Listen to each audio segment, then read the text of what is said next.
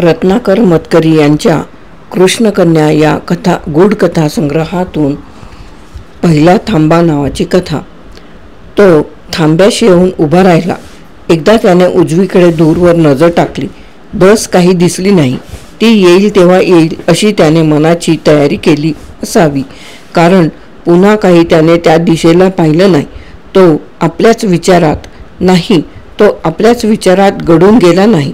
त्याच्या मनात कसलेच विचार येत नव्हते. मन जवळजवळ रिकामेच होते म्हटले तरी चालेल. भोवतीच्या त्या कुंद वातावरणाची त्याला जाणीव होती, नाही असे नाही, पण काहीतरी जाणवत होते इतकेच. त्या जाणीवेमागे विचार नव्हता. थांबा जवळजवळ निर्जन ठिकाणी होता.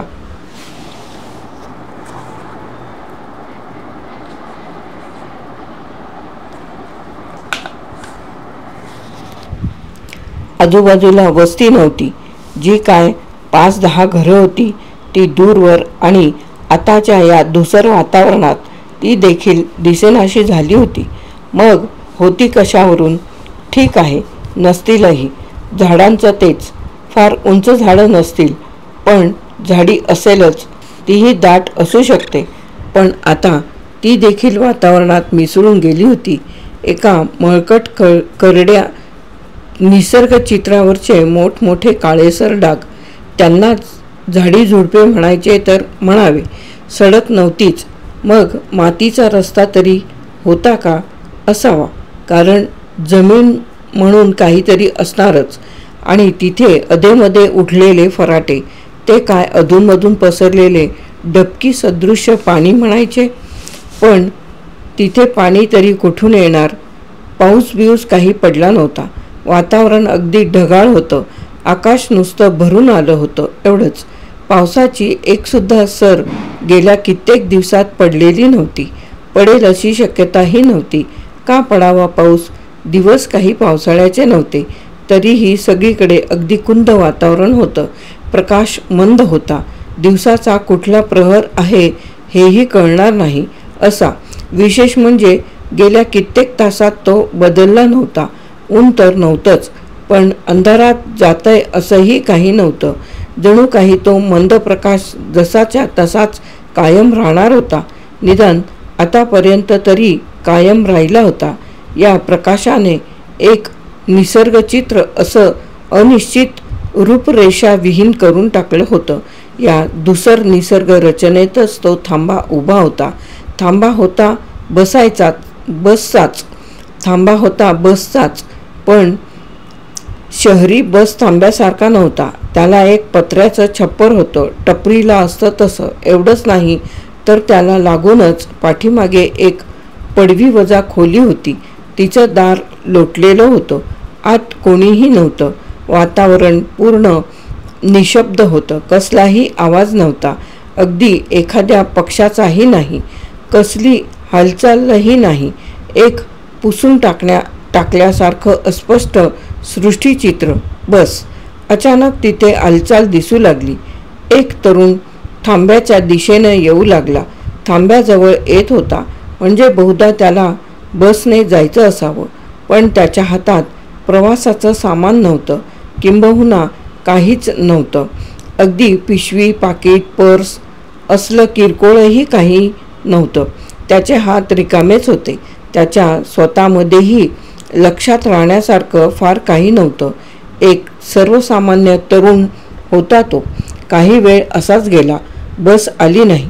तरुणाने मनगटावरच्या घड्याळाकडे पाहिलं नाही, कारण त्याच्या मनगटावर घड्याळ नव्हतं.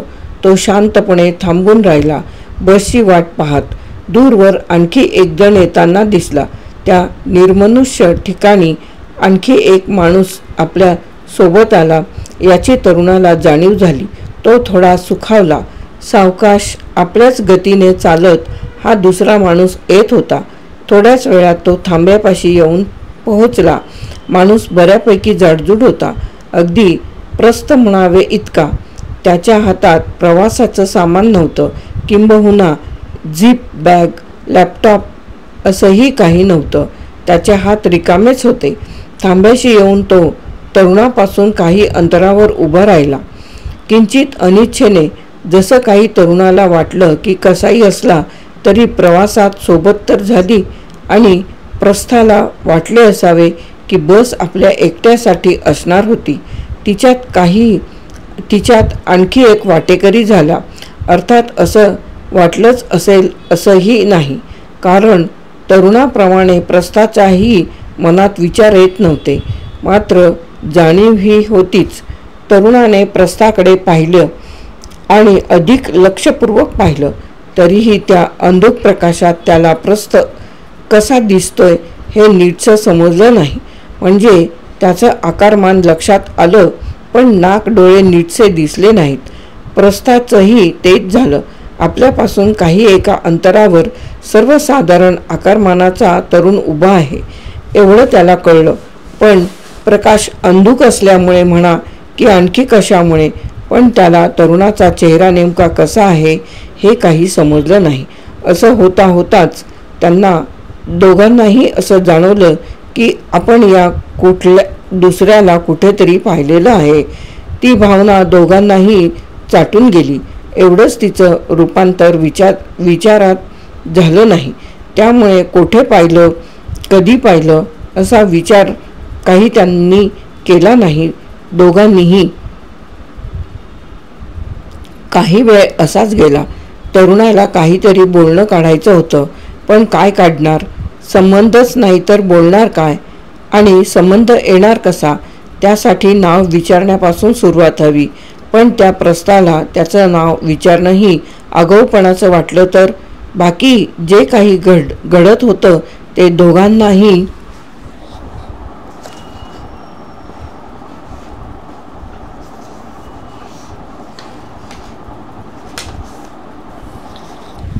माहीतच होतं. म्हणजे तरुण थोडा आधी आला, प्रस्थ नंतर आला. दोघांनाही बसने जायचं आहे. बस अजून आलेली नाही, केव्हा येईल माहीत नाही, इत्यादी इत्यादी इत्यादी. जे दोघांनाही ठाऊक आहे त्या संबंधात प्रश्नोत्तरं कशी होणार, म्हणूनच दोघंही गप्प राहिले. तरुणाला बोलायचं असून आणि प्रस्थाला तर बोलण्याची फारशी इच्छा नसावीच.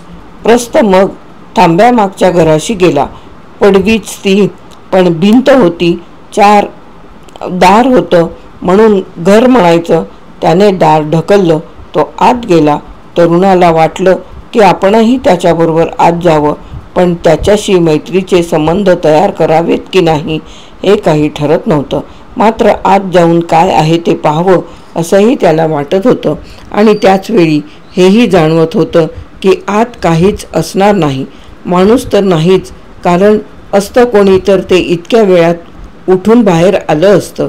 पण आत वस्तूबिस्तू देखील नसाव्यात. त्याला असं का वाटलं कोण जाणे, पण वाटलं खरं. आणि तिथे जे नाही ते पाहून यावं असंही वाटलं. हे तितकंच खरं. प्रस्थ आत गेला असतानाच एक गोष्ट घडली. आणखी एक जण येताना दिसू लागला. आणखी एक माणूस बससाठी थांबायला येतोय ही माहिती आपल्याला आहे. आणि जागेवर हजर नसल्यामुळे प्रस्थला ती नाही याचा तरुणाला एक विशेष आनंद झाला. पण तो फार काळ टिकला नाही, कारण प्रस्थ तेवढ्यात बाहेर आला आणि तो येणारा माणूस त्याच्या दृष्टीला पडलाच. माणूस 4 माणसांसारखाच होता. अगदी फाटका नाही, पण तसा लुकडाच. त्याच्याही हातात प्रवासाचं सामान नव्हतं. अगदी काहीच. एखादी झोळी किंवा कापडी पिशवी नाही, तर काठी किंवा छत्री असं काही सुद्धा नव्हतं. त्याचे हात रिकामेच होते. मात्र त्याला पाहून तरुणाला थोडा धीर आल्यासारखं झालं. इतका वेळ आपण आणि ते प्रस्थ, हा संयोग थोडासा विषम वाटत होता. त्यामुळे बोलायचा देखील धीर होत नव्हता. आता हा लुकडा माणूस आपल्या जोडीला असला की आपलं दोघांचं मिळून का होईना, पण पारडं प्रस्थच्या तुलनेत जड होईल या जाणीवेनं त्याला बरं वाटलं. आता हा लुकडा माणूस आपली बाजू घेईल असं तरुणाला तो थांब्यावर पोहोचायच्या आधीपासूनच का वाटलं कुणास ठाऊक, पण वाटलं खरं. आणि त्यामुळेच तो बोलू लागला. हेही तितकंच खरं. त्याने प्रस्थला विचारलं, काय आहे आत, काय आहे पाहून आलात ना? त्याने प्रस्थला विचारलं, आत काय आहे पाहून आलात ना? प्रस्थ काहीच बोलला नाही. त्याने फक्त तरुणाकडे त्रासिकपणे पाहिलं. त्याचा अर्थ आत काहीही नाहीये आणि हे तुलाही माहितीये. मग उगाच कशाला मला बोलायला लावतोस? तरुणाने परत काही विचारलं नाही. एवढ्यात तो लुकडा माणूस तिथे येऊन पोहोचला. तरुणाने आणि प्रस्थाने त्या लुकड्या माणसाला निहाळलं, पण अंधुक उजेडामुळे की आणखी कशामुळे पण त्यांना त्याचा चेहरा नीटसा समजला नाही. अर्थातच लुकड्यानेही त्या दोघांना पाहिलं, पण त्यालाही त्याचं रूप नीटसं कळलं नाही. मात्र तरुणाला आणि लुकड्याला दोघांनाही जाणवलं की आपण एकमेकांना कुठेतरी पाहिलं आहे. कदाचित हा भासच असेल असंही त्यांच्या त्याच वेळी मनात आलं. आणि त्याच क्षणी या नीरव शांततेला भेटून गेला गोळीबाराचा धडधडाट. 1-1.5 मिनिट धाड धाड धाड गोळ्या सुटल्या आणि तो आवाज थांबला. मग एकदम लोकांचा गलका. त्यानंतर ते सारे आवाज सुरू झाले, तसेच अचानक बंद झाले आणि पुन्हा वातावरण निशब्द झालं. प्रस्थ एकदम दचकला. तिघांनीही एकमेकांकडे पाहिलं. आपल्याला झाला तोच भास दुसऱ्यालाही झाला हे त्यांच्या लक्षात आलं. म्हणजे भासच, पण तो झाला हे पक्के झाले. मग तिघही शांतपणे बसची वाट पाहू लागले. बस कधी येईल काहीच सांगता येत नाही. शेवटी लुकडा म्हणाला. यावर काय बोलावं हे तरुणाला कळेना आणि क्षणांच्या शांततेनंतर त्याने विचारलं, पण येईल हे तरी नक्की ना? यावर लुकड्याने उत्तर दिलं नाही. त्यांचं आधी उत्तर आणि मग प्रश्न, असं उलटं बोलणं ज्यातून काहीच नवीन माहिती मिळत नाही, असं किती निरर्थक आहे. अशा नजरेनं प्रस्थाने त्यांच्याकडे पाहिलं, पण यावेळेस तरुणाने तिकडे दुर्लक्ष केलं. नाउमेद होण्याचे कष्ट त्याने घेतले नाहीत. थोड्या वेळाने लुकडा तरुणाला म्हणाला, तू कुठे जाणार आहेस? या प्रश्नाचं उत्तर तरुणाच्या तोंडावर होतं, पण ते चटकन त्याच्या जिभेवर येईना. थोडा विचार केल्यासारखं करून तो म्हणाला, मी आई वडिलांकडे जाणार आहे. काही वर्षापूर्वी आमची ताटातूट झाली. त्यांना कधी एकदा भेटतो असं झालंय मला. काय होईल त्यांना भेटून? अनपेक्षितपणे प्रस्थाने विचारलं. खूप आनंद होईल मला. तरुण म्हणाला, आनंद? प्रस्थाने मान फिरवली, हसू लपवण्याचा प्रयत्न केल्यासारखं.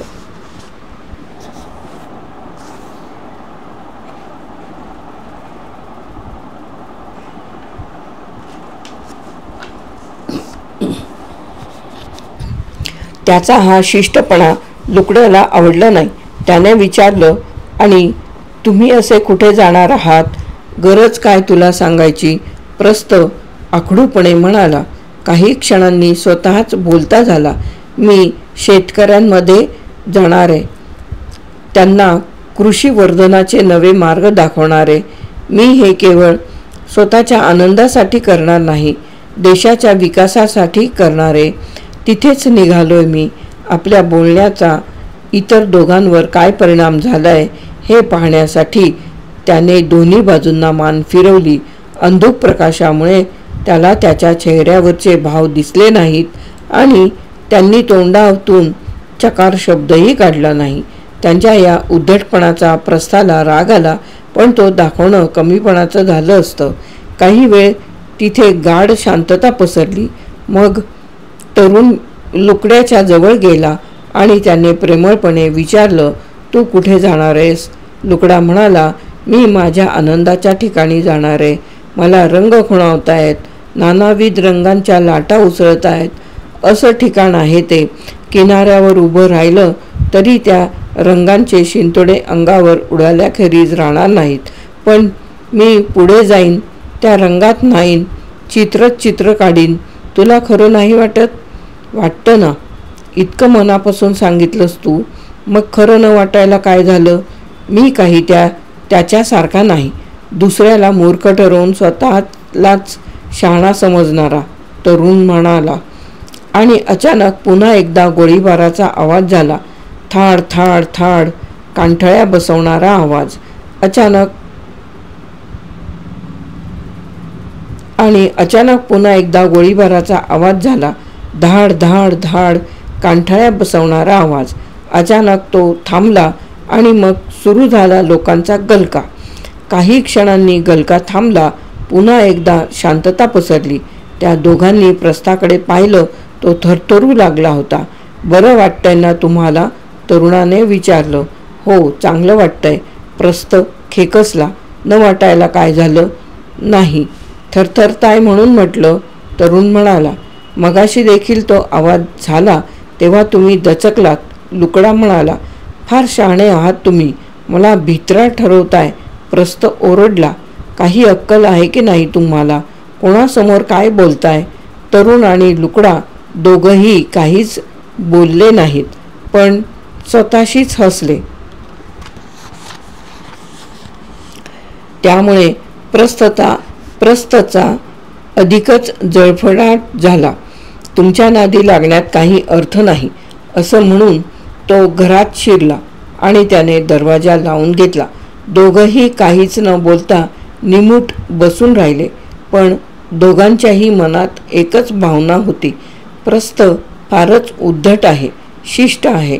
तो स्वतःला फार श्रेष्ठ समजतो आणि आपल्याला कपदार्थ. त्यांच्या संतापाला शब्दरूप दिलं ते गोळीबाराच्या आवाजाने.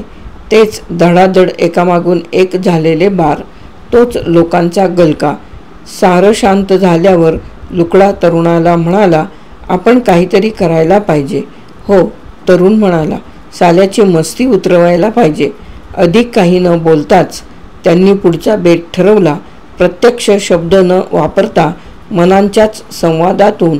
मग ते उठले आणि घराच्या दिशेने निघाले. प्रस्थला बुकलून काढण्यासाठी तरुण पुढे आणि लुकडा त्याच्या मागे. तरुणाने दार ढकललं. मग तो आत गेला. त्याच्या पाठोपाठ लुकडा. तरुणाने वळून लुकड्याकडे पाहिलं. खोली पूर्ण रिकामी होती. पिस्तुलाचा धडधडाट पुन्हा एकदा ऐकताना प्रस्थच्या जीवाचं पाणी पाणी झालं होतं. त्याला कसली तरी अनामिक भीती वाटू लागली होती. त्या भीतीचा संबंध त्याच्या मनाने बाहेर उभ्या असलेल्या दोघांशी लावला. आपण त्यांना त्यांची जागा दाखवून देतो हे त्यांना फारसे आवडलेलं नाही. मनात आणलं तर ते दोघं एकजूट करून आपल्यावर हात उगारू शकतील. दिसतात सिंगल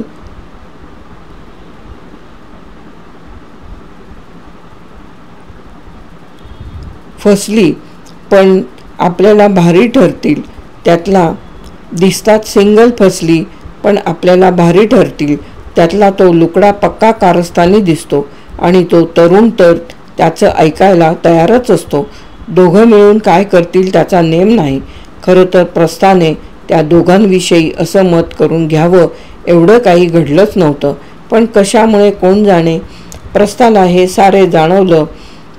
एवढं खरं, चक्रीवादळात सापडलेलं पान जसं गिरक्या घेत घेत जमिनीपासून खूप उंचावर जातं तशी त्याची भीती उगाचच कुठच्या कुठे गेली. त्याने खोलीत इकडे तिकडे नजर टाकली. पाठीमागच्या बाजूला एक लहानशी बिनगजाची खिडकी होती. तिची झडप बंद होती पण कडी लावलेली नव्हती.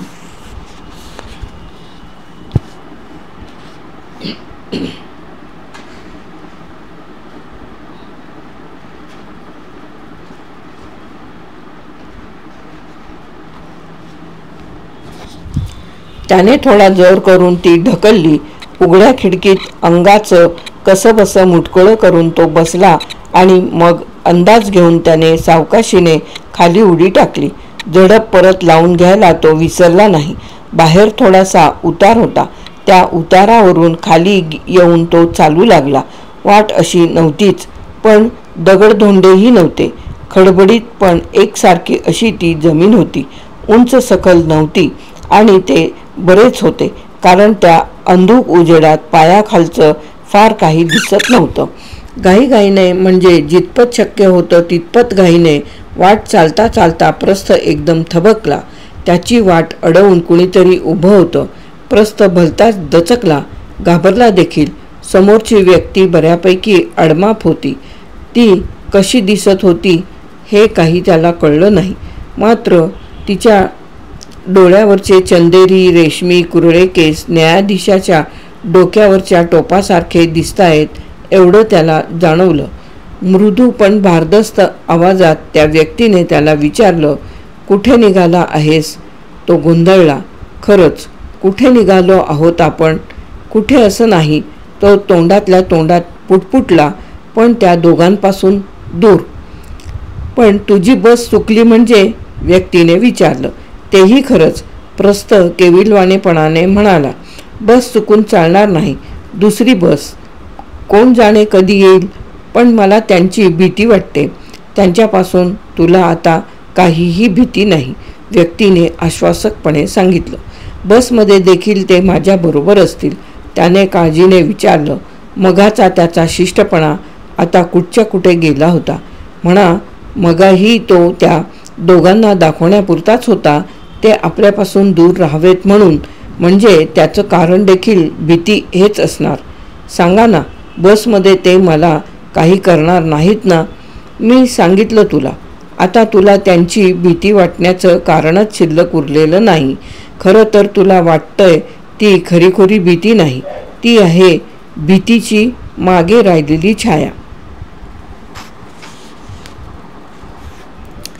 व्यक्तीच्या बोलण्याचा अर्थ प्रस्थाला समजला नाही. भीतीची छाया म्हणजे काय? तो तसाच गोंधळून उभा राहिला. आता इथे थांबू नकोस, परत जा, व्यक्तीने आदेश दिल्याप्रमाणे ठाम सांगितलं. बस चुकवून मुळीच चालायचं नाही. प्रस्त मागे फिरला आणि थांब्याच्या दिशेने चालू लागला. इकडे तिकडे नजर टाकतात ना लगेच ती बंद झडपेची खिडकी त्या दोघांच्या लक्षात आली. लुकड्याने दिवा लावला. तरुणाने झडप ढकलली. आयला, एवढ्या छोट्या खिडकीतून तो पळाला असं समजायचं? नाहीतर काय, इथल्या इथे तो अंतर्धान तर पावला नाही, लुकडा म्हणाला. एवढ्या खिडकीतून बाहेर पडणाऱ्या तरुणाला दूरवर काहीतरी दिसलं. त्या अंधुक प्रकाशातही त्याने प्रस्थाला ओळखलं. तो बघ, तिकडे चाललाय, तो ओरडला. पण दूर जातोय की परत येतोय ते कळत नाहीये. परत येतोय, नीट पाहून लुकडा म्हणाला. आता सोडायचा नाही त्याला, तरुण म्हणाला. जाऊ दे, त्याच्या नादात बस चुकायची. लुकड्याने असं म्हटल्यानंतर दोघंही घराबाहेर आले. लुकड्याने दरवाजा लावून घेतला, काडीही ओढून घेतली. दोघं सरळ येऊन थांब्यावर उभे राहिले. पुन्हा बसची वाट पाहू लागले. थोड्या वेळाने दरवाजा आतून ठोठावला जाऊ लागला. त्याच्याबरोबर दार उघडा, दार उघडा अशी प्रस्ताची बोंबाबोंबही. हा इतका निर्बुद्ध असेल असं वाटलं नव्हतं. लुकडा म्हणाला, त्याला घराला वळसा घालून नाही का येता येणार? दोघं पुन्हा दरवाजापाशी गेले. तरुणाने कडी काढली. प्रस्त दारातच उभा होता. तरुणाने त्याच्या पोटात एक जोराचा ठोसा मारला. तसा प्रस्त कळवळून खाली पडला. लुकड्याने त्याची गचांडी पकडून त्याला उचललं आणि त्याच्या नाकावर ठोसा मारून त्याला पुन्हा खाली ढकलून दिलं. तरुणाने त्याला लाथा मारायला सुरुवात केली. इतक्यात दाराशी आवाज आला. त्या दोघांनी प्रस्थाला मारणं थांबवून वळून पाहिलं.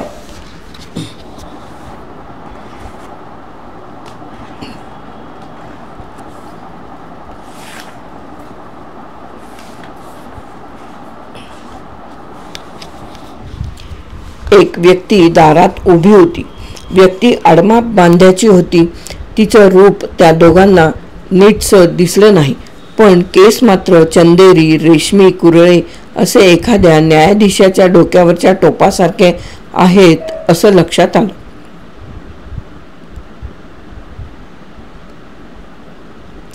व्यक्तीने हसत हसत म्हटलं, त्याला मारून काय उपयोग?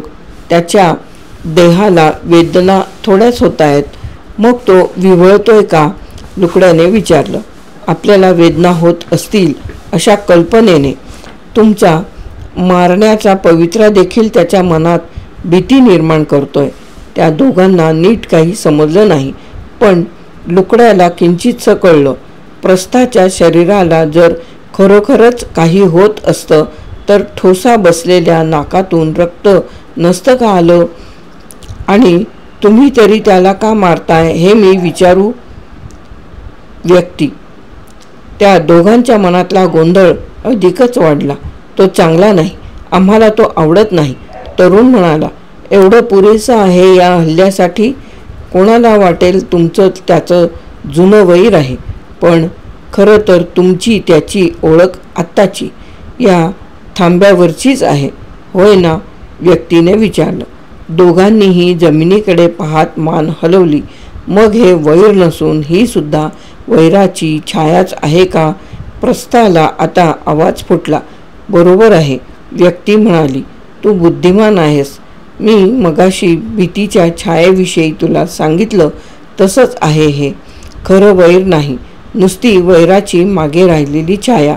मग खरं वैर कुठलं? लुकड्याने विचारलं. व्यक्तीने उत्तर दिलं नाही. बस येण्याची वेळ झाली एवढंच इशारा वजा सांगून ती पुढे निघून गेली. तिघं एकमेकांकडे पाहत राहिले. व्यक्ती घरात गेली आणि फोनवर बोलू लागली.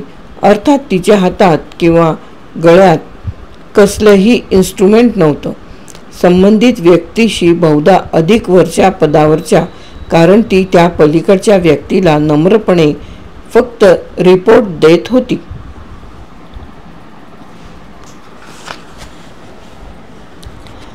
आणखी 5 मिनिटात या थांब्यावर बस येईल. सर्व काही नियंत्रणाखाली आहे सर. मी 3 पॅसेंजर्स पाठवतोय. तिघंही काल रात्री हॉटेल मॅरिएटमध्ये प्रेस कॉन्फरन्स चालू असताना मंत्र्यांवर झालेल्या हल्ल्यातले आहे. मंत्री त्यांच्यावर झालेल्या गोळीबारात तिथल्या तिथेच मरण पावलेले आहेत.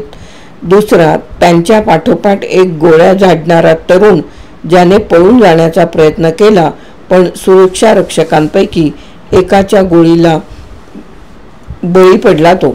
तिसरा, भ्रष्टाचारी मंत्र्यांच्या विरोधात कट रचणारा, ज्याला त्याच्या निवासस्थानी जाऊन गोळ्या घालण्यात आल्या तो. तिघही या गोळीबारानं एकमेकांशी जोडले गेलेत सर. तिघही अजून नॉर्मल झालेले नाहीत सर. अजून त्यांच्या मनात मोठ्या प्रमाणात द्वेष आहे, हिंसा आहे, भीती आहे. काळजीचं कारण नाही सर. हा पहिलाच थांबा आहे. 4 बसेस बदलल्यानंतर जेव्हा ते अंतिम स्थानापर्यंत पोहोचतील तोपर्यंत ते पूर्ण शुद्ध झालेले असतील. सर्व काही नियंत्रणाखाली आहे. आणखी एक सर, धार्मिक संघर्षात प्राणांना मुकलेली 17 माणसं पुढच्या बसनं पाठवतोय. दोन्ही धर्माची मिळून 17 सर. अर्थात आत्ताच त्यांच्यातली धर्मभावना पुष्कळच कमी झालेली असेल. उरली असेल ती धर्मवैराची छाया. 3 बसेस बदलाव्या लागतील त्यांना. Reporting over sir.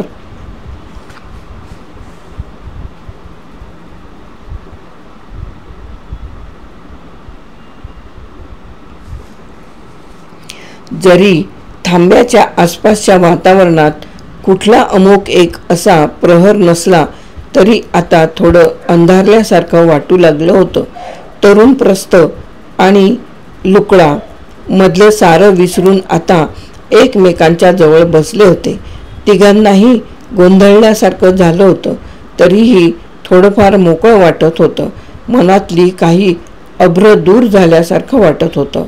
पण हे सारं काय होतंय हे मात्र पूर्णपणे लक्षात येत नव्हतं. तिघंही गप्प बसून होते. काही अंतरावर एकदम धुरळा उठल्यासारखं दिसलं. एक प्रचंड ढगच तयार झाल्यासारखा दिसला. थांब्याच्या जवळ येता येता तो आकाराने वाढतच चालला.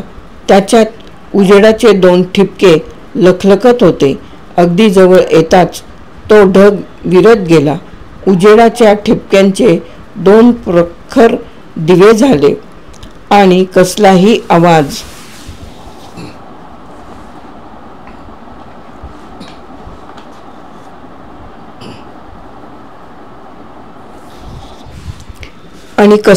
आवाज न करता एक अनिश्चित रंगाची बस अलगत येऊन थांबली. बसमधून कंडक्टर खाली उतरला. ते तिघं एखाद्या अदृश्य शक्तीने बोलवावे तसे पुढे आले. कंडक्टरने खुणावताच बसमध्ये चढले. त्यांच्या मागून कंडक्टरही चढला. त्याने घंटी वाजवली. बस सुरू झाली. घरात बसलेली व्यक्ती लोटलेल्या दरवाजाच्या उघड्या भागातून बाहेर पाहत होती. त्या अंधुक प्रकाशात ती अनिश्चित रंगाची चलती बस मिसळून गेली. तिचे पाठीमागचे दिवे काही वेळ दिसत राहिले आणि मग अनंतात विरून जावे तशी ती बस दिसेनाशी झाली. थांब्यावर आता कुणीच नव्हतं. मुळातच नीरव असलेली ती जागा आता एकदमच शांततेत गुरफटून गेली. आता अधिकच अंधारून आलं. एवढ्यात दूरवर काहीतरी हालचाल दिसली. काही आकृती पुढे येत होत्या. अंधारात त्या दिसणं तसं कठीणच होतं. अधूनमधून तर त्या एकमेकांत मिसळल्यासारख्याच वाटत होत्या. आता थांब्याच्या थोडं जवळ आल्यानंतर त्या थोड्याफार स्पष्ट दिसू लागल्या. घराच्या अर्धवट उघड्या दारातून आतला प्रकाश थोड्याफार बाहेरच्या थांब्यावर पडत होता. त्या प्रकाशात त्या आकृती आता खूपच स्पष्ट दिसू लागल्या. ते ऐकून त्या प्रकाशात त्या आकृती आता खूपच स्पष्ट दिसू लागल्या. ते एकूण 17 जण होते. त्यांच्यापैकी कुणाच्याच हातात प्रवासाचं सामान नव्हतं. पिशवी, झोळी, लॅपटॉप, ब्रीफकेस, काठी, छत्री असं काहीच नव्हतं. त्यांचे हात रिकामेच होते आणि चेहरेही त्यांची रूपे समजू शकणार नाहीत असे पुसटलेले होते. रत्नाकर मतकरी यांची पहिला थांबा नावाची गूढ कथा येथे समाप्त.